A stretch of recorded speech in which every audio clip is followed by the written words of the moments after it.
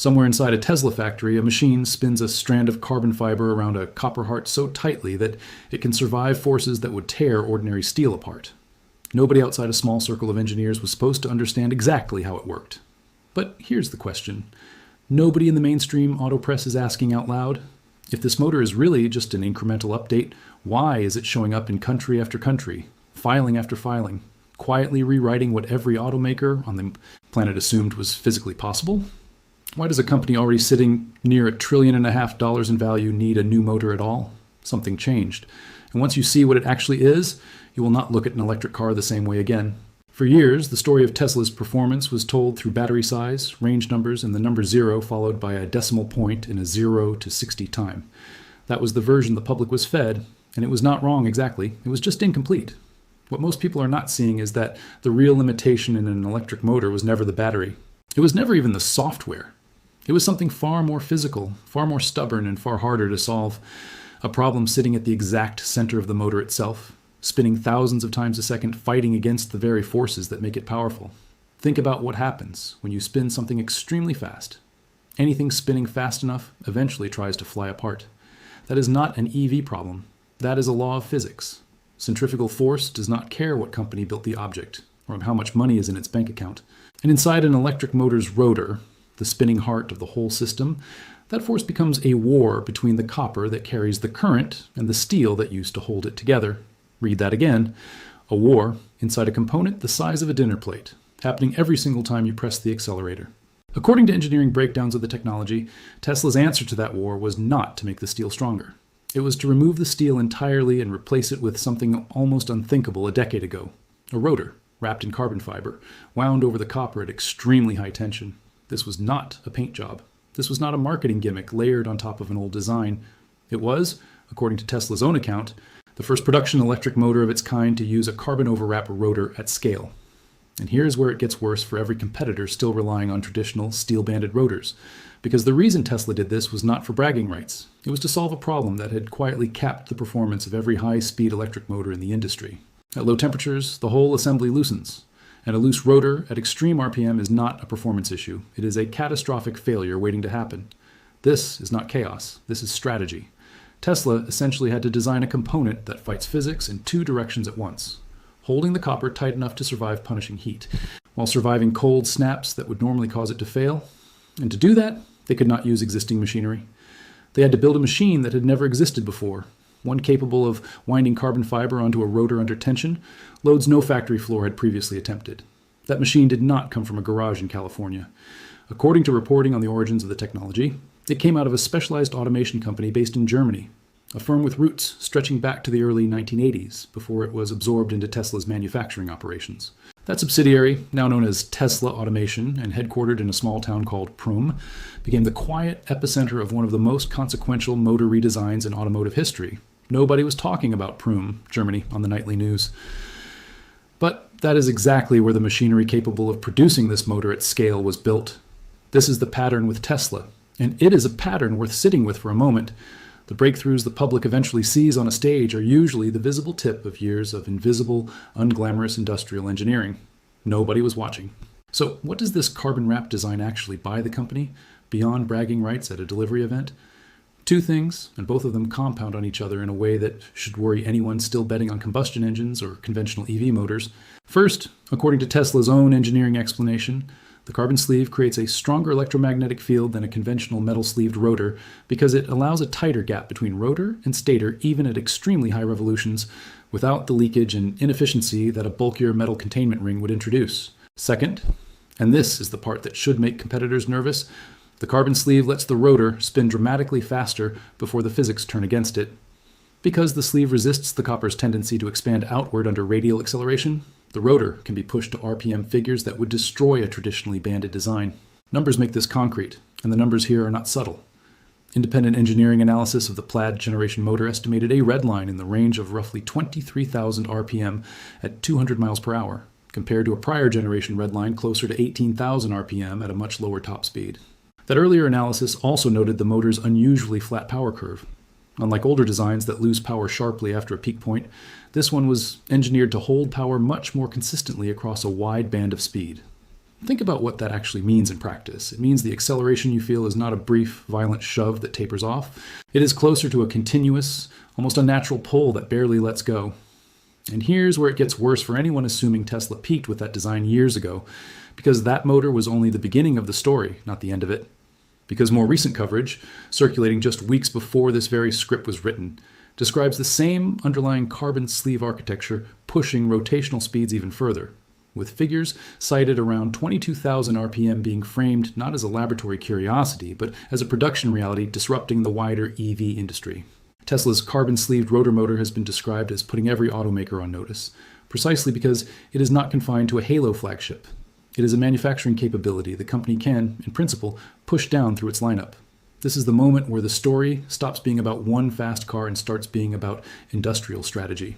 A Halo product is a headline. A scalable manufacturing capability is a competitive weapon. And that is exactly where the trail leads next, into territory that almost nobody outside a narrow slice of automotive analysts has been paying attention to. On July 10th, 2026, a filing landed with China's Ministry of Industry and Information Technology, the kind of bureaucratic paperwork that sounds boring until you understand what it actually represents.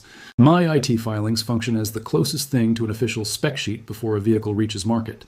And this particular filing revealed a new dual-motor Model Y performance variant built at the Shanghai Gigafactory, centered on a brand new rear motor that pushes meaningfully beyond the output of the outgoing performance trim. The real story is not that Tesla updated a motor. Automakers update motors constantly. The real story is the number and what that number implies about where this technology is headed next. The new unit carries the internal designation TL2, rated at 291 kilowatts. A jump of 40 kilowatts over the 3D3 motor used in the previous generation Model Y performance. Paired with a front motor rated at 176 kilowatts, the combined all-wheel drive system represents a genuine step up in peak output for this specific nameplate in the Chinese market.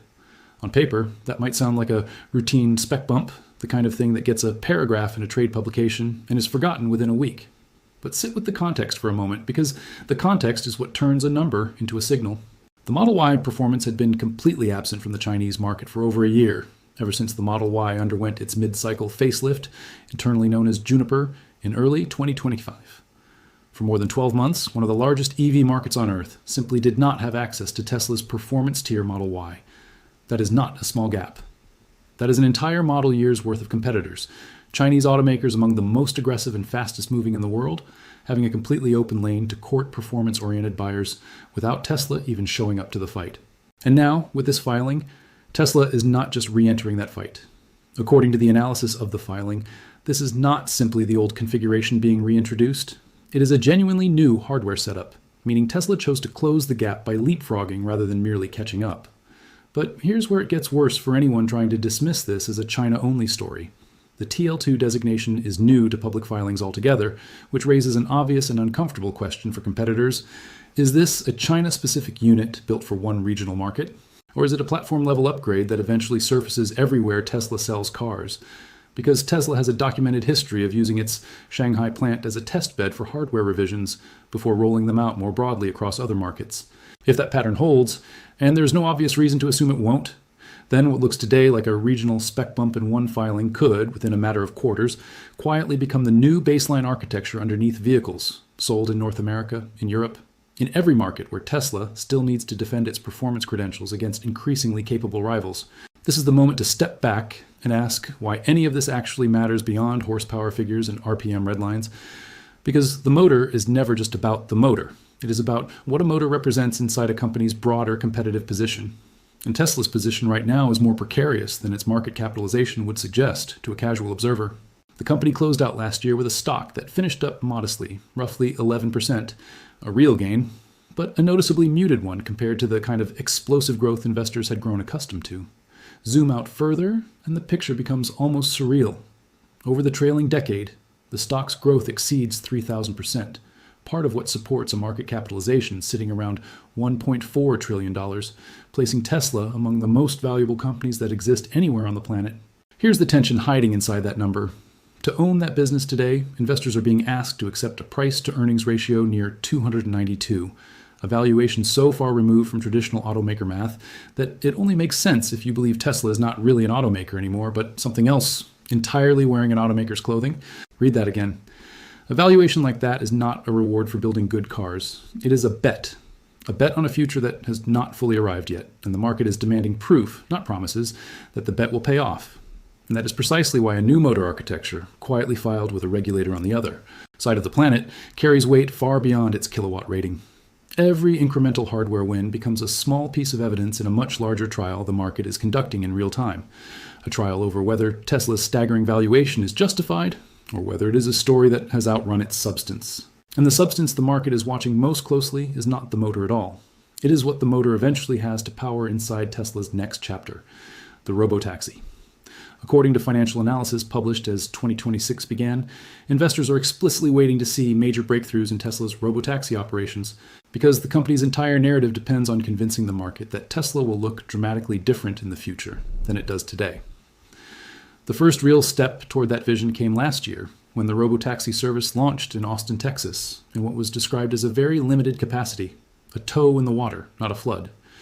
Now, in 2026, the pressure is on to expand into new cities, grow adoption meaningfully, and scale up production of the purpose-built Cybercab. And this is where everything changes, because a motor that can survive extraordinary rotational stress, deliver a flatter power curve, and be manufactured cheaply enough to scale across an entire lineup is not just a performance flex for enthusiasts chasing quarter-mile times. It is infrastructure. It is the physical foundation an autonomous fleet has to run on for years under punishing duty cycles that ordinary consumer driving never comes close to replicating. Think about what that distinction actually means. A car driven by a private owner sits idle most of the day, drives a modest number of miles, and rests. A robotaxi does not get to rest.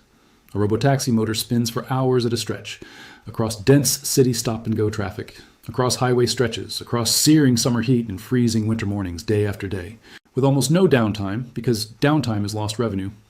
Under that kind of relentless duty cycle, a motor that manages heat better, resists mechanical fatigue better, and holds efficiency across a flatter power band is not a luxury upgrade.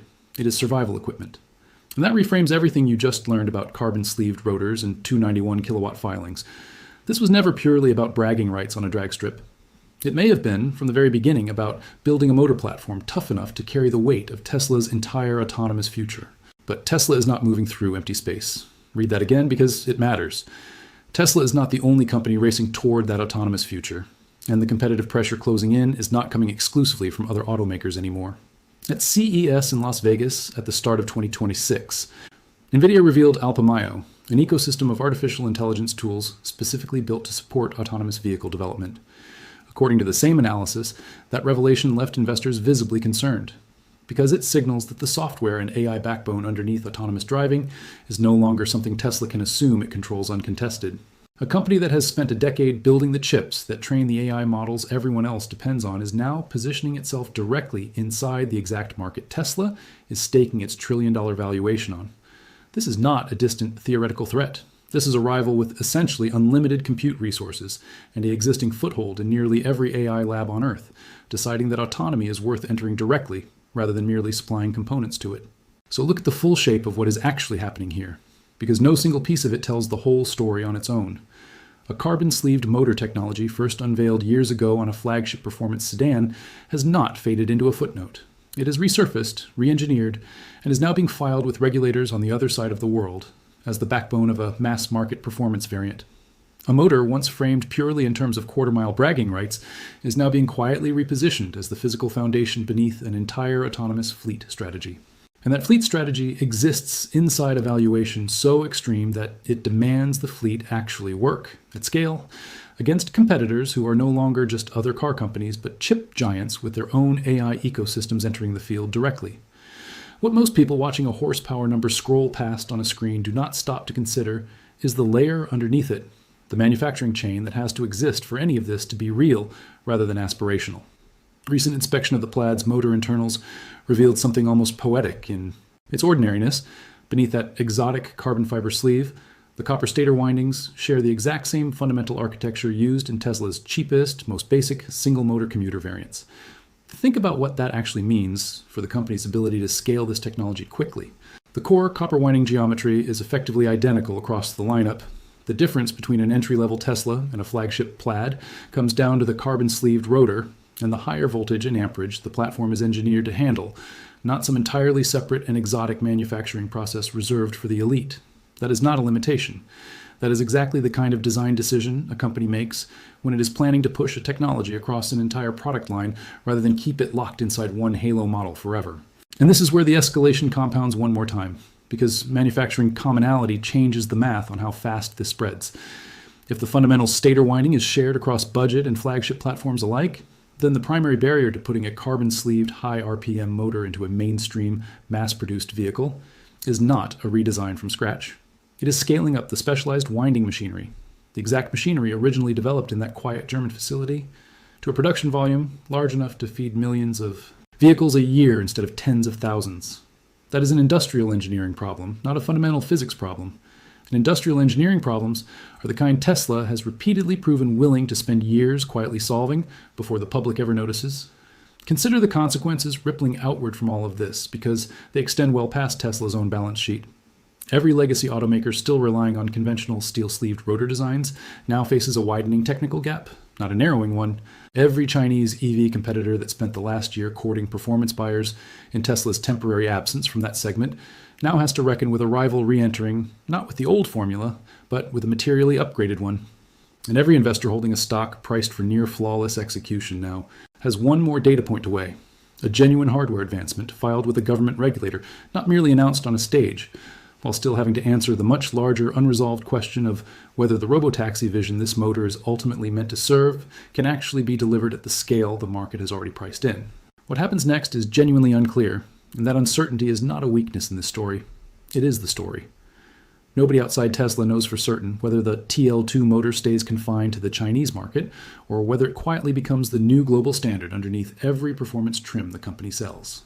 Nobody knows how quickly NVIDIA's Alpha Mayo ecosystem translates from a CES announcement into an actual competitive threat capable of powering rival autonomous fleets. And nobody, including perhaps the engineers in Prum themselves, knows exactly how far this carbon-sleeved architecture can be pushed before some new physical limit reveals itself the way the old steel-sleeved rotors eventually did. What we do know is this: a company already valued near $1.5 trillion just quietly filed paperwork for a motor upgrade most of the world will never read about directly, in a market it had strategically stepped away from for over a year, using a manufacturing philosophy built to scale far beyond one flagship model. That is not the behavior of a company coasting on its reputation. That is the behavior of a company that knows exactly how thin the margin for error has become, and is racing, motor by motor, filing by filing, to stay ahead of a future that is arriving faster than most people watching from the outside have been willing to admit. The only question left is who notices first: the competitors still building yesterday's motors, or the market still pricing in yesterday's assumptions?